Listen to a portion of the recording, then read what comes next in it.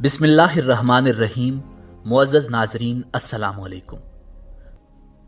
नाज़रीन, आपने सुल्तान नूरुद्दीन ज़ंगी रहमतुल्लाह अलैह का नाम यकीनन सुना होगा। आज की वीडियो में हम आपको सुल्तान नूरुद्दीन ज़ंगी की जिंदगी और फतूहात के बारे में मालूमात फराहम करेंगे कि आपका दौरे हुकूमत कैसा था, और आपको वो वाक़या भी सुनाया जाएगा जब सुल्तान नूरुद्दीन ज़ंगी के ख्वाब में आकाए नामदार फ़ख्र मौजूदात इमामुल अंबिया जनाब मुहम्मदुर रसूलुल्लाह सल्लल्लाहु अलैहि वसल्लम तशरीफ लाए। वीडियो में आगे बढ़ने से पहले जहां आपको बिलखुसूस इस्लामिक और बिलउमूम दुनिया भर की मालूमात फराहम की जाती हैं। नाज़रीन, सुल्तान नूरुद्दीन ज़ंगी का पूरा नाम अल मालिक अल आदिल नूरुद्दीन अबू अल कासिम महमूद इब्ने इमादुद्दीन ज़ंगी था। आप ज़ंगी सल्तनत के बानी इमादुद्दीन ज़ंगी के बेटे थे। नाज़रीन, नूरुद्दीन ज़ंगी फरवरी सन 1118 ईस्वी में ज़ंगी सल्तनत के शाही खानदान में पैदा हुए और सन 1146 ईस्वी से 1174 ईस्वी तक 28 साल हलब और दमिश्क पर हुकूमत की। सुल्तान नूरुद्दीन ज़ंगी ने ईसाइयों से क़िबला अव्वल बैतुल मक़दस वापस लेने के लिए पहले एक मजबूत हुकूमत कायम की और इस मकसद को हासिल करने के लिए गिरदोनवा की छोटी छोटी मुसलमान हुकूमतों को अपनी ज़ंगी सल्तनत में शामिल कर लिया। शुरू में सुल्तान नूरुद्दीन ज़ंगी ने अपना दारुल हुकूमत शाम के शहर हलब को बनाया और उसके बाद दमिश्क पर कब्जा करके उसे सल्तनत ज़ंगी का दारुल हुकूमत करार दिया। सुल्तान नूरुद्दीन ज़ंगी ने सलीबी रियासतों पर कई हमले किए और उनके मज़मूम इरादों को नाकाम बनाया। दूसरी सलीबी जंग के दौरान दमिश्क पर कब्जा करने की कोशिशों को भी गाजी सैफुद्दीन और गाजी मोइनुद्दीन की मदद से नाकाम बना दिया और बैतुल मक़दस से मसीहियों को निकालने की राह हमवार कर दी। नाज़रीन, दूसरी सलीबी जंग में फतह की बदौलत ही मुसलमान तीसरी सलीबी जंग में कामयाब होकर बैतुल मक़दस वापस लेने में कामयाब हुए। उस जमाने में मिस्र में फातिमी हुकूमत कायम थी, मगर अब वो बिल्कुल कमजोर हो गई थी और मिस्र चूंकि फलस्तीन से मिला हुआ था, इसलिए मसीही उस पर कब्जा करना चाहते थे। ये देखकर सुल्तान नूरुद्दीन ज़ंगी ने एक फौज भेजकर मिस्र पर भी कब्जा कर लिया और फातिमी हुकूमत का भी खात्मा कर दिया। नाज़रीन, अब बात करते हैं उस वाक़े की जिसकी वजह से सुल्तान नूरुद्दीन ज़ंगी का नाम तारीख़ इस्लाम इंतहाई अदब एहतराम से लेती है। नाज़रीन, बाज के नज़दीक ये मन घड़त और ज़ईफ़ किस्सा है, मगर यह वाक़या मदीना मुनव्वरा की तारीख़ की तकरीबन तमाम किताबों में मौजूद है। इस किस्से का जिक्र शेख मोहम्मद अब्दुल हक मुहद्दिस देलवी रहमतुल्लाह अलैह ने भी अपनी किताब तारीख़ मदीना में 3 बड़ी साजिशों के साथ किया है, जिसमें से यह वाक़या सबसे मशहूर है और पाकिस्तान खैबर पख्तूनख्वा के तालीमी निसाब में भी यह वाक़या लिखा हुआ है। नाज़रीन, वाक़या कुछ यूं है कि मसीहियों ने एक साजिश की। उस वक्त शाम के बादशाह का नाम सुल्तान नूरुद्दीन ज़ंगी था और उनके मुशीर का नाम जमालुद्दीन था। एक रात नमाज तहज्जुद के बाद सुल्तान नूरुद्दीन ज़ंगी ने ख्वाब में देखा कि नबी रहमत सल्लल्लाहु अलैहि वसल्लम 2 सुर्खी माइल रंगत के आदमियों की तरफ इशारा करके सुल्तान से कह रहे हैं कि मुझे इनके शर से बचाओ। सुल्तान की आंख खुली, सुल्तान ने वजू किया और नफल अदा किए और फिर सुल्तान की आंख लग गई और आवाज आई, ख्वाब देखने के बाद आप यहां क्यों बैठे हैं? आप फौरन मदीना मुनव्वरा की जानिब रवाना हो जाएं। अगले रोज सुल्तान नूरुद्दीन ज़ंगी ने 20 मखसूस अफराद और बहुत से ताइफ के साथ मदीना मुनव्वरा की तरफ सफर का आगाज किया और 16वें रोज शाम के वक्त वो मदीना मुनव्वरा पहुंच गए। सुल्तान ने रोज़ा रसूल सल्लल्लाहु अलैहि वसल्लम पर बादब हाजिरी दी और मस्जिद नबवी सल्लल्लाहु अलैहि वसल्लम में बैठ गए। ऐलान किया कि अहले मदीना मस्जिद नबवी पहुंच जाएं, जहां सुल्तान नूरुद्दीन ज़ंगी उनमें ताइफ तकसीम करेंगे। लोग आते गए और सुल्तान हर आने वाले को बारी बारी तोहफा देते रहे।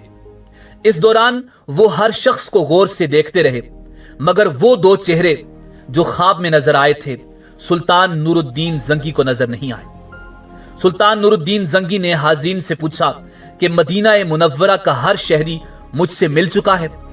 जवाब मिला, हां। सुल्तान ने फिर पूछा, क्या तुम्हें यकीन है कि हर शहरी मुझसे मिल चुका है? इस बार लोगों ने कहा कि सुल्तान, सिवाय 2 आदमियों के सब आपको मिल चुके हैं। राज तकरीबन फाश हो चुका था। सुल्तान ने पूछा, वो कौन हैं और अपना तोहफा लेने के लिए क्यों नहीं आए? बताया गया कि वो मराकश के सोमो सलात के पाबंद 2 मुत्तकी बाशिंदे हैं। दिन रात रसूल करीम सल्लल्लाहु अलैहि वसल्लम पर दुरूद व सलाम भेजते हैं और हर हफ्ते मस्जिद कुबा जाते हैं। फयाज और मेहमान नवाज हैं, किसी का दिया नहीं लेते। सुल्तान ने कहा, सुभान अल्लाह, और हुक्म दिया कि उन दोनों को भी अपने ताइफ वसूल करने के लिए फौरन बुलाया जाए। जब उन्हें यह खुसूसी पैगाम मिला तो उन्होंने कहा, अल्हम्दुलिल्लाह, हमारे पास अल्लाह का दिया सब कुछ है और हमें किसी तोहफे ताइफ या खैर खैरात की हाजत नहीं।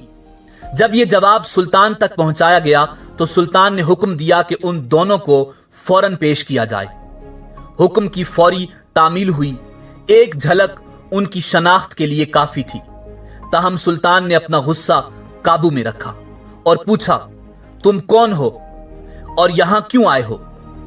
उन्होंने कहा, हम मराकश के रहने वाले हैं, हज के लिए आए थे और अब रोजा रसूल के साए में जिंदगी गुजारना चाहते हैं। सुल्तान ने सख्ती से कहा, क्या तुमने झूठ बोलने की कसम खा रखी है? अब वो चुप रहे। सुल्तान ने हाजरीन से पूछा कि ये कहां रह रहे हैं। बताया गया कि रोजा रसूल सल्लल्लाहु अलैहि वसल्लम के बिल्कुल नजदीक एक मकान में, जो मस्जिद नबवी के जुनूब मगरिब में दीवार के साथ था। सुल्तान फौरन उठा और उन्हें साथ लेकर उस मकान में दाखिल हो गया। सुल्तान मकान में घूमता फिरता रहा। अचानक नए और कीमती सामान से भरे हुए उस मकान में सुल्तान की नजर फर्श पर पड़ी हुई एक चटाई पर पड़ी। नजर पड़नी थी कि दोनों मराकशी बाशिंदों की हवाइयां उड़ गईं। सुल्तान ने चटाई उठाई। उसके नीचे एक ताजा खुदी हुई सुरंग थी। सुल्तान ने गरज कर कहा, क्या अब भी सच ना बोलोगे? उनके पास सच के सिवा कोई चारा न था। उन्होंने एतराफ किया कि वो मसीही हैं और उनके हुक्मरान ने उन्हें बहुत सा मालो ज़र और साजो सामान देकर हाजियों के रूप में मराकश से इस मंसूबे पर हिजाज मुकद्दस भेजा था कि वो किसी न किसी तरह रसूल करीम सल्लल्लाहु अलैहि वसल्लम का जसद अक़दस रोज़ा रसूल सल्लल्लाहु अलैहि वसल्लम से निकाल कर ले आए। इस नापाक मंसूबे की तकमील के लिए उन्होंने हज का बहाना किया और उसके बाद रोज़ा रसूल सल्लल्लाहु अलैहि वसल्लम से नजदीक तरीन जो मकान किराए पर मिल सकता था वो लेकर अपना मजमूम काम शुरू कर दिया।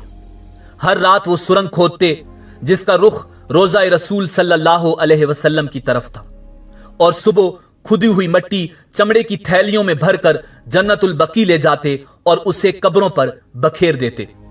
उन्होंने बताया कि उनकी नापाक मुहिम बिल्कुल आखिरी मराहिल में थी कि एक रात मूसलाधार बारिश के साथ ऐसी गरज चमक हुई जैसे जलजला आ गया हो, और अब जबकि उनका काम पाए तकमील को पहुंचने वाला था तो सुल्तान नूरुद्दीन जंगी न जाने कैसे मदीना मुनव्वरा पहुंच गए।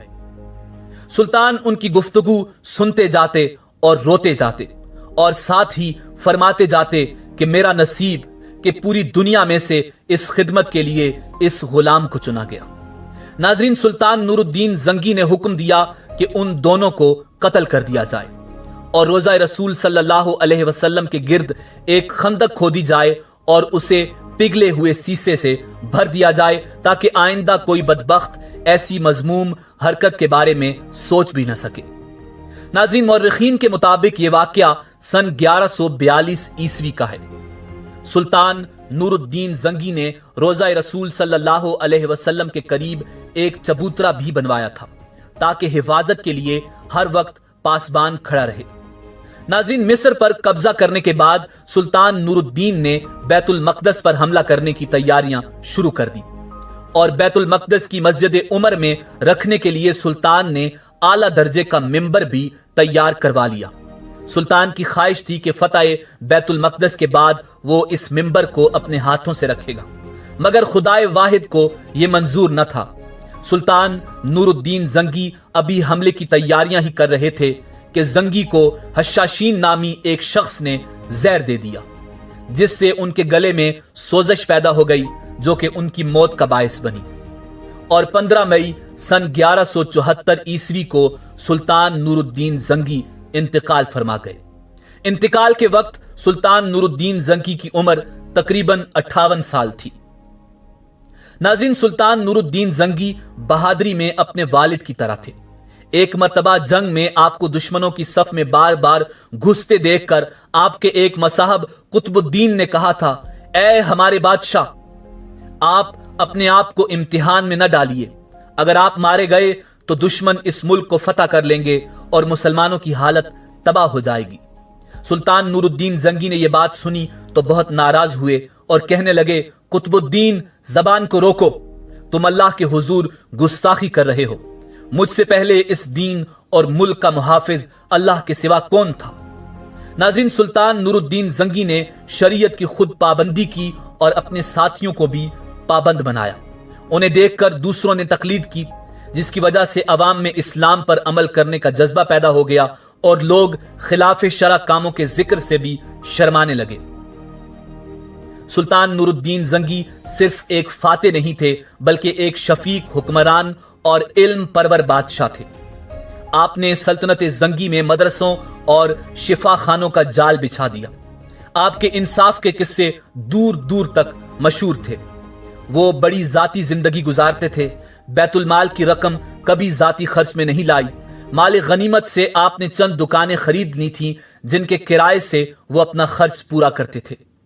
آپ نے اپنے لیے بڑے بڑے محل تعمیر نہیں کیے بلکہ بیت المال کی رقم مدرسوں، شفا خانوں اور مسافر خانوں کے قائم کرنے میں صرف کر دی اور رفاع عامہ کے دیگر کاموں میں صرف کی۔ دمشق میں آپ نے ایک شاندار شفا خانہ قائم کیا تھا جس کی دنیا میں مثال نہیں ملتی۔ اس شفا خانے میں مریضوں کو دوا بھی مفت دی جاتی تھی اور کھانے اور رہنے کا خرچ بھی حکومت کی طرف سے ادا کیا جاتا تھا۔ ناظرین، سلطان نور الدین زنگی نے تمام ناجائز ٹیکس موقوف کر دیے تھے۔ وہ مظلوموں کی شکایت خود سنتے تھے۔ سلطان نور الدین زنگی کی ان خوبیوں اور کارناموں کی وجہ سے اس زمانے کے ایک مورخ نے لکھا ہے کہ میں نے اسلامی عہد کے حکمرانوں سے لے کر اس وقت تک تمام بادشاہوں کی تاریخ کا مطالعہ کیا ہے، مگر خلفائے راشدین اور عمر بن عبد العزیز کے سوا نور الدین زنگی سے زیادہ بہتر فرما روا میری نظر سے نہیں گزرا۔ ناظرین، اسی امید کے ساتھ آپ سے اجازت چاہیں گے کہ آپ کو ہماری آج کی ویڈیو پسند آئی ہوگی۔ ملتے ہیں بہت جلد ایک نئی معلوماتی ویڈیو کے ساتھ۔